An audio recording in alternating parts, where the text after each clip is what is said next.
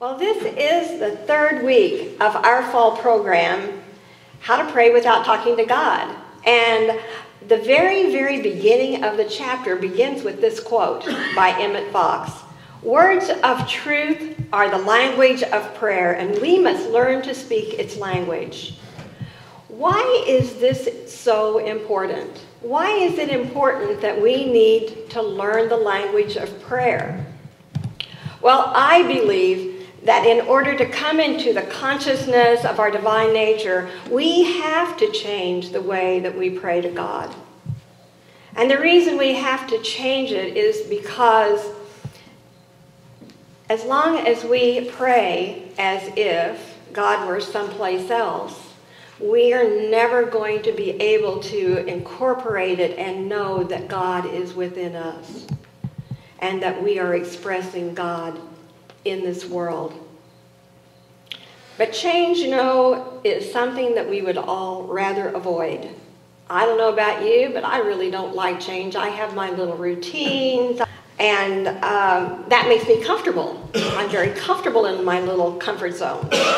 And so this, for me, is no easier for me than it is for you, believe me. I am struggling with this a little bit, but I know that I truly believe this in my heart. It's just my language that isn't in congruence. So what we're doing is we're going to have to work a little bit to bring it in. Even though we'd rather avoid change, because most of us are not the adventurous type, I hope that during the 7 weeks we will all become adventurers. And that we will begin to go forth into the unknown and experience life in a new way, to experience in the way of a higher consciousness. There are two reasons why people change, I think, and some people only change when they're forced to do so. Like the young man who was always in trouble with the law, and he went to his priest to do confession. And he said, "Father, I have changed. I am changing my ways." And the priest said, "Have you finally found the light, my son?" And the young man said, "No, I have felt the heat." Many times, people wait for the heat instead of working toward seeing the light. Mark Twain said that the only person who likes change is a wet baby. And that may be true. Every day is an opportunity for change, but we must be willing. We have to be willing. We aren't required anything else but being willing, just to be willing. We can affirm our willingness to change with this affirmation. So we have an affirmation that we can say, and I'd like for you to join me in it. She's so good.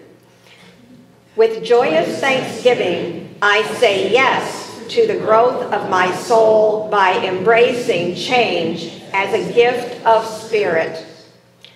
As we practice this new way of using our language to express our oneness, let us remember what the music teacher said to her student. She said, "Practice does not make perfect. Practice makes a habit." We have all been in the habit of praying a certain way. We've all had this habit, and I'm telling you, it is hard to get out of that habit. It's very difficult to get out of the habit of doing what you've been doing since you were a child. And so it's not necessarily easy, but it's certainly something that we can do, and I believe that we are all up to it. Henry David Thoreau said, "As a single footstep will not make a path upon the earth, so a single thought will not make a pathway in the mind." That's a relief, isn't it? Isn't that a relief? Because sometimes we think things, oh my gosh, I sure don't hope that happens. So you don't have to worry about those little passing thoughts. To make a deep physical path, we walk again and again. To make a deep mental path, we must think over and over the kind of thoughts we wish to dominate our lives. It's important that we practice, and we say these things over and over so that it becomes a habit. It becomes a habit.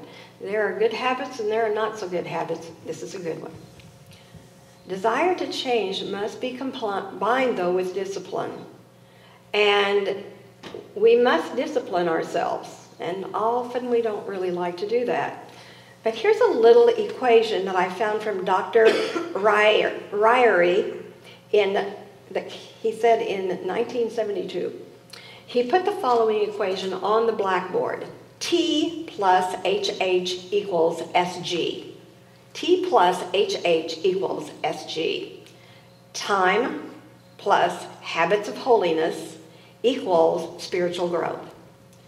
The transformation of the mind takes time. It takes time and it takes determination to develop these habits of holiness.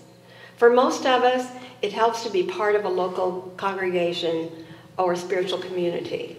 It may also mean being a part of a class or a small group, which many of you are right now. And when you do this, you form relationships with other people who are of like mind with you. And as we form these new relationships, we also form a way of connecting with people, a form of connecting with people. And by having that connection, we support each other. We support each other and we keep each other honest. We encourage and keep each other. We are accountable. We are accountable for the words we say. And it's really a wonderful thing, those of you who know that and are in a small group. We all need to have like-minded people around us. We need that in order to help us to develop habits of holiness. Spiritual growth is more rapid when we are part of a spiritual community because the combined consciousness of all of us together makes a difference.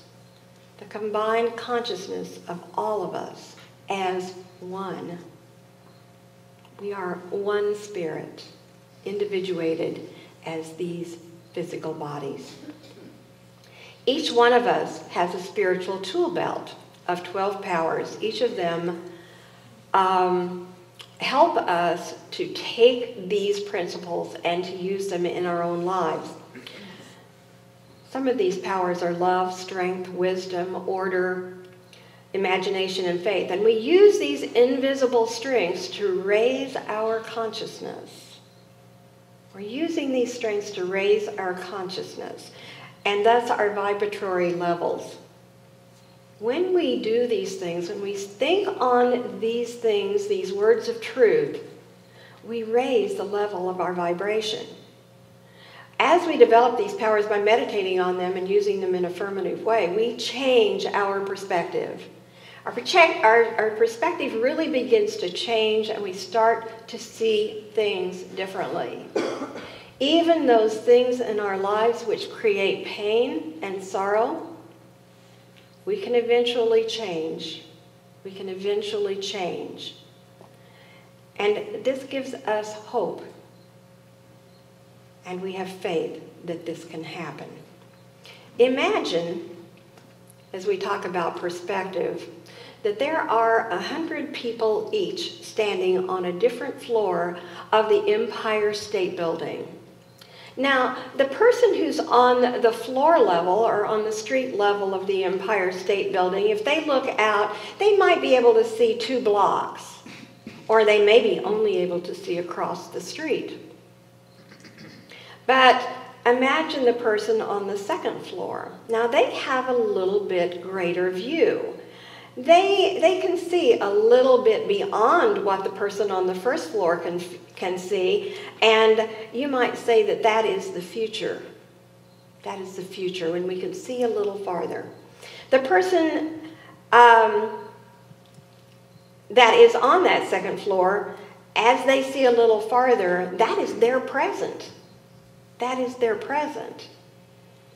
But it is for the person below them the future. With each successive floor, the observer's view expands.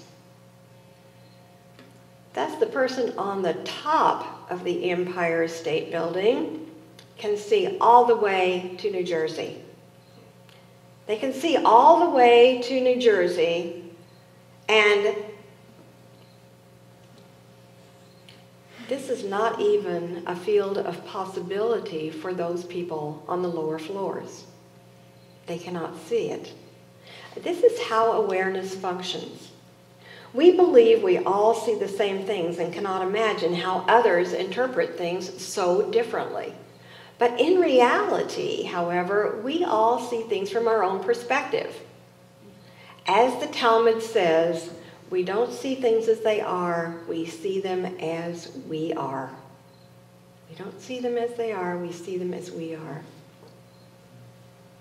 We can expand our perception to embrace our divine nature and raise our perception to the level where we can solve a problem creatively from a higher perspective. We can see it differently. And this higher vibration not only changes how we are at a cellular level, but it also has a profound effect on everyone we encounter. Truly, our point of view, when we keep it high, or if it's not as high, affects our bodies. It truly does affect our bodies, so that the more we keep a positive attitude, the more we will experience a healthier body. And so we just keep doing it. We just keep thinking in very positive ways. In our book, Praying Without Talking to God, we read an example of how we begin to change our language. And I want to read just one little section to you this morning from that chapter. In this moment, I rise to a high mountain of spiritual awareness, where the view is vast without obstruction. Here I am in the kingdom of the heavens, a consciousness of divine clarity. Divine clarity makes molehills out of my mountains of worry.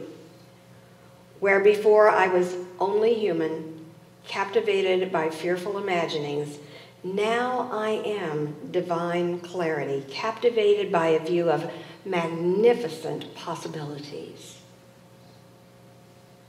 The picture from this perspective is clear. I appreciate my clear vision and delight in expectation of good. Isn't that a beautiful passage? Wouldn't it be nice if we could just memorize that and just say it to ourselves all of the time?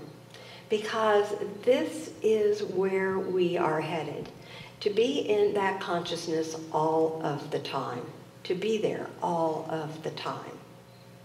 Feelings, though, and emotions are an important component of prayer. Very important component of prayer. And they are creating a higher or lower vibration. Greg Braden says in his Secrets of the Lost Mode of Prayer, says this: at first glance, this understanding appears to be asking us to simply go through the motions, faking a new feeling about the events of our lives. A closer investigation, however, reveals that the ancients understood and applied an age-old, subtle principle that has been recognized only recently by Western science. That principle suggests that the world around us is a living mirror. A living mirror. The quantum fabric that reflects the emotions that live within us. More specifically, the patterns of health in our bodies, the support of our families, communities, and the peace of our world tend to mirror our deepest beliefs. This relationship between belief and experience is now firmly supported in the newest theories of the 21st century physics. If we are changing our language about how we pray, our feelings and emotions must follow. They must follow. Gratitude is an emotion that can change everything. When we are grateful. Just think of something right now for just a second. Something you're grateful for. What are you grateful for? How does that make you feel? Doesn't it just kind of lift you up a little bit and make you feel just a little better? I have found that that's certainly what gratitude does for me. And when we use that gratitude, and when we look at our blessings in our life and our spiritual nature, I believe that we are filled with gratitude and love. And so it's a very worthwhile thing for us to do, to begin to change our language of prayer. Mostly the emotion I have found when affirming my divine nature is one of holiness. It's a feeling of holiness. I imagine you've all felt this feeling of holiness at one time or another. I was in a workshop many years ago. You probably feel it when you've had a really wonderful meditation. But I was in this workshop many years ago. It was called Living Love by Ken Kais. And I was in Chicago, and I was at this big workshop. There were hundreds of people there, and it was a really emotional experience. And our emotions were high. And as a result of that conference, I went home feeling holy. I felt truly holy, so much so that what I did was I just did things differently. I thought differently. I watched my thinking. I watched my emotions. I watched what was going on in my life. I watched what I was putting into my body as food. I was extremely centered and completely felt this holiness. I get that feeling when I meditate, but it usually doesn't last as long as it did that time. It lasted almost a week. So I know what it feels like.